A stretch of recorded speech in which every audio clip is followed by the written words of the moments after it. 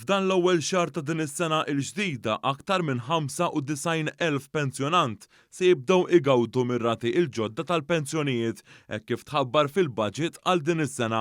B'dawn ir-rati il-pensjonijiet kollox se jkunu qed jiżdiedu bi 12 € u 50 ċenteżmu fil-ġimgħa, b'2 € u 60 ċenteżmu fir-rata tal-pensjoni u 9 € u 90 ċenteżmu oħra permezz tal-mekkaniżmu għall-għolli tal-ħajja il-kola.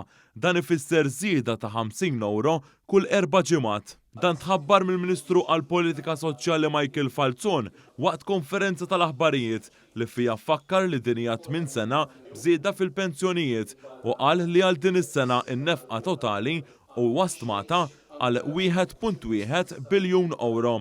Huwa spjega li hemm 4 tipi ta' pensjonijiet differenti li huma il-pensjonijiet tal-età, il-pensjonijiet tal-irtirar, il-pensjonijiet għar-romol u l-pensjonijiet tal-invalidità.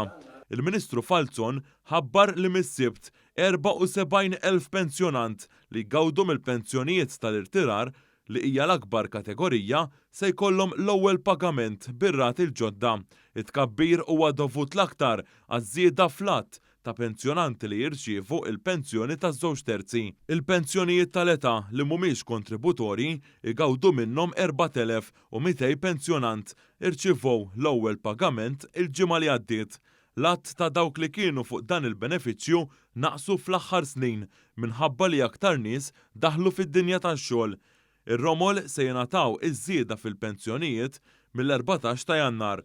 B'kollox 19,000 persuna se jirċievu din il-pensjoni waqt li stmat li 9,000 persuna minn barra iż-żieda fil-pensjoni se jitħallsu sa madwar 3,54 ċenteżmu fil-ġimgħa b'investiment ta' 1.6 miljun euro.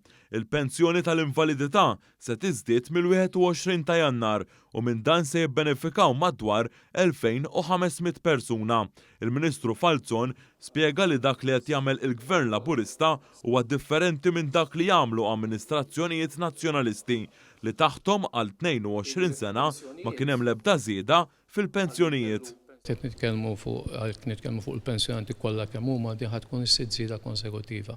Kien hemm pensjonanti li kienu ħadu wkoll żewġ żiediet oħra, dawk li kienu fuq il-pensjoni minima u kellek ukoll dik li allura aħna qegħdin naraw bħalissa bħala l-investiment. Investiment illi għas-sena li ġejja qed nikkalkulaw li laħħaq il-pensjonanti biss 1.1 biljun euro u hija turija li aħna verament nemmnu fil-ġustizzja soċjali dak għandu jkun l-għana ħari tagħna illi ngħinu lil dawk li għandhom bżonn dik l-imbuttatura biex ikomplu wkoll huma jkollhom livell ta' għejxin li jkunu naċċettabbli.